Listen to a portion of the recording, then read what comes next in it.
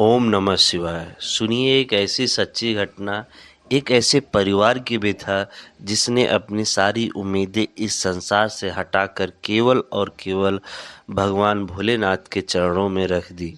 ये कहानी है 5 बहनों की, जिनकी जिंदगी एक पल में अंधकार से घिर गई, लेकिन शिव भक्ति ने चमत्कार कर दिखाया। कथा के दौरान जब पूज्य गुरुदेव जी इन बहनों के द्वारा लिखी गई इस लेटर को पढ़ते हैं तो वहाँ पे मौजूद सभी की आंखें नम जैसी हो गई। वाकई में अगर श्रद्धा और भाव आपके अंदर है तो चमत्कार होते हैं, और वो सच भी दिखता है इस लेटर के माध्यम से। तो गुरु जी ने इस लेटर को पढ़ना प्रारंभ करते हैं और उन बहनों द्वारा जो लिखा गया है वो लिखती हैं। गुरुजी, हम 5 बहनें हैं। घर में पिताजी मजदूरी करके जैसे तैसे घर चलाते हैं। भाई नहीं है। हम अपने बाबा को ही भाई मान लिया है।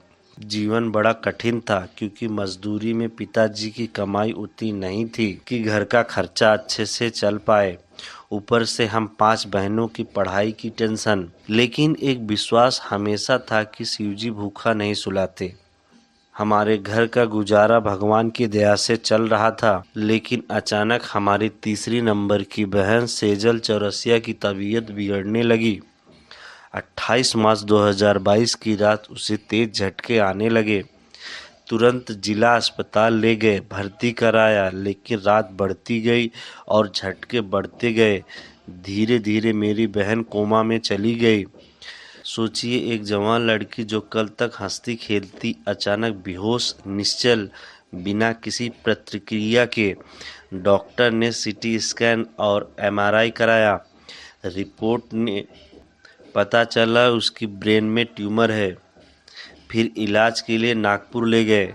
डॉक्टरों ने साफ कह दिया, इसका कोई भरोसा नहीं। शरीर जिंदा रह भी सकता है और नहीं भी। दिमाग काम करेगा या नहीं हम कुछ कह नहीं सकते। ये सुनकर परिवार के पैरों के तले जमीन खिसक गई। माँ की आंखों में आंसू, बहनों की सांसें अटक गई। लेकिन एक ही सहारा बचा था, भोलेनाथ का। उस दिन से हम सब ने संकल्प लिया, अब इलाज केवल अस्पताल का नहीं होगा, इलाज होगा शिव जी की भक्ति से। हमने श्री शिवाय नमस्तुभ्यम का जाप शुरू किया। हर दिन मंदिर जाना शुरू कर दिया। गंगा जल लाते और कोमा में पड़ी बहन के शरीर पर छिड़क देते। डॉक्टर पूछते, ये क्या कर रहे हो? हम कहते, डॉक्टर साहब आपने तो कह दिया कि कोई उम्मीद नहीं थी, बस अब बस भोले पर ही भरोसा है। अब बस भोले पर ही भरोसा है। दिन बीतते गए, पैसे खत्म हो रहे थे। अस्पताल वाले कहने लगे, कब तक रखोगे?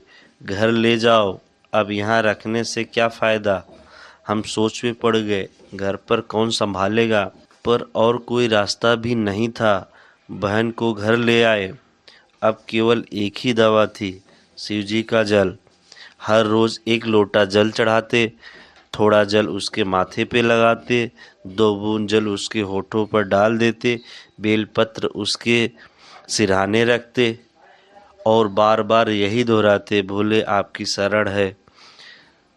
और बार बार यही दोहराते, भोले आपकी शरण में हैं। धीरे धीरे 2 साल बीत गए। हमने हार नहीं माना। हम निरंतर यही प्रक्रिया करते रहे। समय बदला। जिस बहन को डॉक्टर ने कहा था कभी ठीक नहीं होगी, जिसे कोमा से बाहर आने की कोई संभावना नहीं थी, वह बहन भोले बाबा की कृपा से धीरे धीरे आंखें खोलने लगी। उसका शरीर हिलने लगा, हाथ पांव धीरे धीरे काम करने लगे। और आज के दिन भोलेनाथ की करुणा से हमारी बहन पूरी तरह ठीक हो गई। सोचिए, जिस लड़की को हम घर ऐसे लाए थे जैसे एक शरीर, आज वो हंसती है, बात करती है, चलती फिरती है। डॉक्टर हैरान रह गए, कहा ये कैसे संभव हुआ? लेकिन हम जानते यह चमत्कार किसी दवा से नहीं, ये चमत्कार हुआ भोलेनाथ की कृपा से। आज हम सबके लिए एक ही आवाज़ निकलती है, हम तो बाबा के भरोसे चलते हैं, ये दुनिया वाले चलते हैं। जहाँ संसार हार मान जाता वहाँ महादेव अपनी कृपा बरसा देते हैं। इसलिए कभी हार मत मानो, भरोसा रखो, भोलेनाथ सब ठीक करेंगे।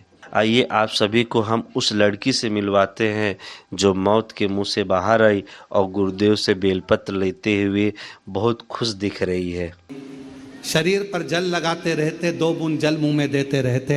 उसकी यही अवस्था में धीरे धीरे बेलपत्र सिराने पर लाकर रखी और बाबा ने ऐसी आज करुणा कर दी, सब ने हाथ ऊंचे कर दिए थे, पर आज मेरी बहन पूरी ठीक हो गई। मैं बाबा को प्रणाम करने के लिए